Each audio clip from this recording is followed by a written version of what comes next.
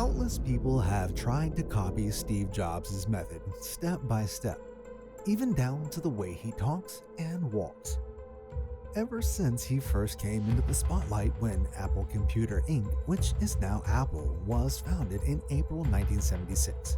But none have gone the extra mile to look more like the tech guru than Elizabeth Holmes. For those who don't know, Elizabeth Holmes is an American businesswoman who founded Theranos, a health technology company, in 2003. She was once celebrated as a revolutionary entrepreneur, claiming her company had developed a groundbreaking technology that could perform comprehensive blood tests using just a few drops of blood. Holmes's compelling vision and charismatic presentations attracted substantial investment, propelling her to become a billionaire on paper and a media sensation. Holmes aimed to revolutionize a major industry, healthcare, through a new technology for blood testing, so it's almost pretty obvious why she would try to mimic Steve Jobs, right? Elizabeth Holmes was born on February 3, 1984 in Washington, D.C. She demonstrated an early interest in technology and entrepreneurship, which led her to drop out of Stanford University at the age of 19 to pursue her vision of revolutionizing healthcare. In 2003, at just 19 years old, Holmes founded Theranos, a medical technology company with the ambitious goal of making blood testing more accessible, affordable, and efficient. Her idea was to develop a device that could perform a wide range of medical tests using only a small amount of blood obtained from a fingerprint, rather than traditional venipuncture. To achieve this, Holmes actively cultivated a persona that mirrored Steve Jobs in many ways. She adopted a signature look of black turtlenecks, mimicking Jobs' iconic attire. She also studied Jobs' presentation style and stage presence, striving to emulate his ability to captivate audiences with product launches and keynote speeches. Similar to Jobs, Holmes placed a strong emphasis on design and innovation, positioning Theranos as a disruptive force in the healthcare industry, promising to deliver a revolutionary product that would fundamentally change the way medical testing was conducted. Like Jobs, she sought to create a black box device that would seamlessly integrate into people's lives and make complex technology accessible to the masses. In the early years of Theranos, Holmes appeared on magazine covers, gave TED Talks, and was featured in numerous media profiles that praised her ambition and innovative spirit. Investors, including prominent figures like Rupert Murdoch, flocked to support Theranos, driving its valuation to over $9 billion at its peak. However, Holmes's carefully crafted image began to unravel when investigative journalists and former employees raised questions about the validity of Theranos' technology and the accuracy of its test results. As scrutiny intensified, it became clear that Theranos had overstated the capabilities of its devices and misled regulators, healthcare professionals, and even investors. In 2015, the Wall Street Journal published a series of articles exposing the discrepancies and ethical concerns surrounding Theranos. Subsequent investigations by regulatory agencies, including the FDA and CMS, uncovered serious deficiencies in the company's operations and raised doubts about the reliability of its test results. Holmes and Theranos faced multiple lawsuits, investigations, and sanctions, ultimately leading to the company's downfall. In January 2022, Holmes was found guilty on multiple counts of fraud and conspiracy, and was sentenced to 20 years in prison. And while Holmes shared some superficial similarities with Steve Jobs in terms of her presentation style and ambition, her downfall exposed the stark differences between them. Unlike Jobs, who was known for his meticulous attention to product quality and commitment to ethical business practices, Holmes prioritized hype and perception over substance and integrity, just like another failed clone, Stefan Chin. In 2016, at the age of 24, Chin founded Virgil Capital, a cryptocurrency hedge fund based in New York City with a vision to leverage algorithmic trading strategies and artificial intelligence to generate consistent returns in the volatile cryptocurrency markets. Chin positioned himself as a young prodigy in the world of finance, touting his quantitative expertise and innovative approach to investing. Similar to Steve Jobs, Stefan Chin was skilled at articulating a grand vision for his company and the future of finance. He spoke confidently about the potential of cryptocurrency and blockchain technology to revolutionize traditional financial systems. Chin positioned Virgil Capital as a pioneer in the emerging field of crypto investing, promising lucrative returns for investors and unparalleled insights into marketing trends.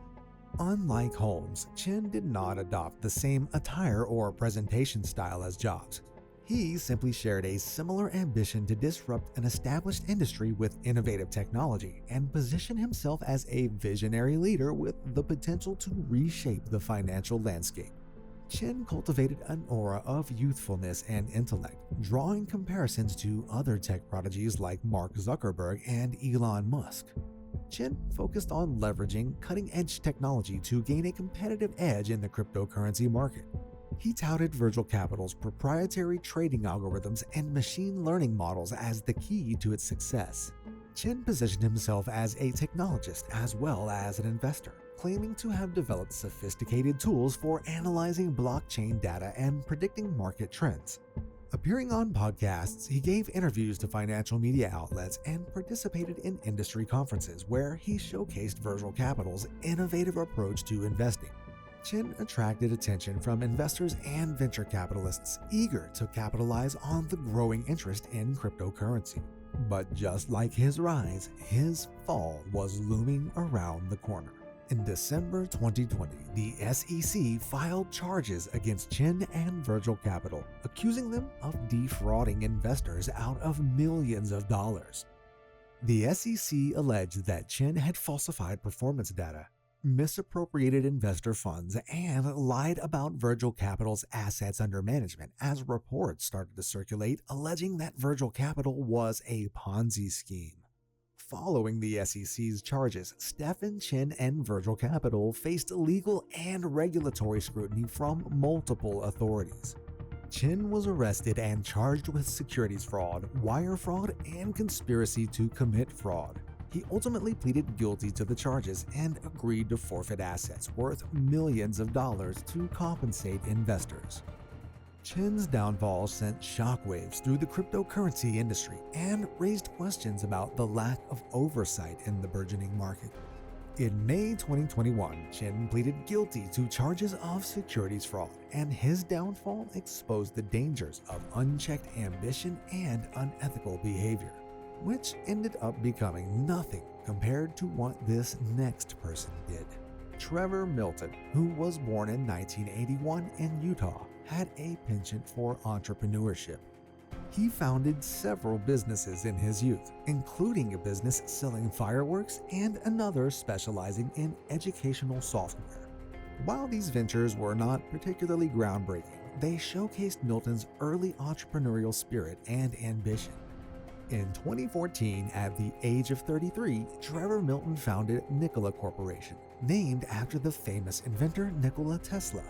The company aimed to revolutionize the transportation industry by developing hydrogen electric trucks and other alternative energy vehicles. Milton positioned Nikola as a visionary company at the forefront of sustainable transportation technology, much like how Jobs positioned Apple as a pioneer in personal computing and consumer electronics.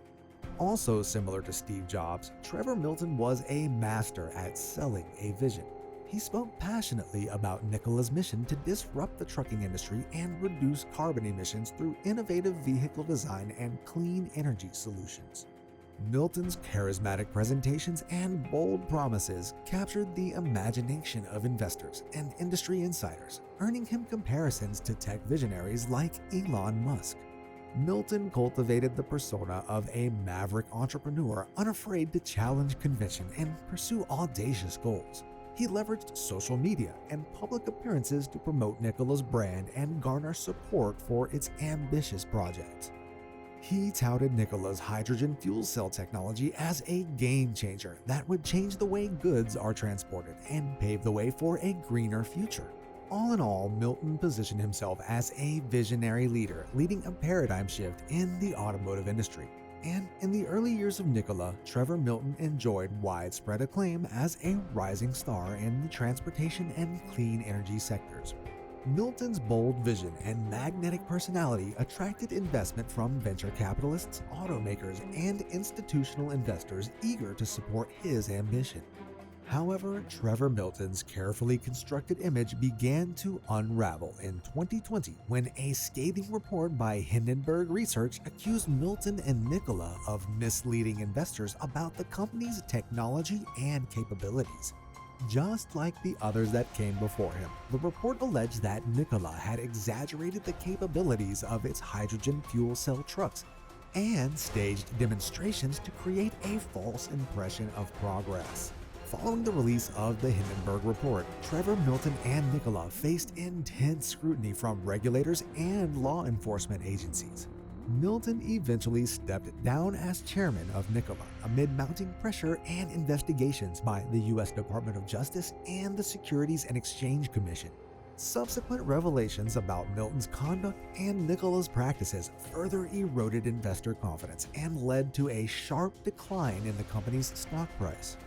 Milton faced multiple lawsuits, investigations by regulatory agencies, and a criminal indictment for securities fraud. Although he has denied all the allegations and pleaded not guilty, he still ranks as one of the failed clones of Steve Jobs.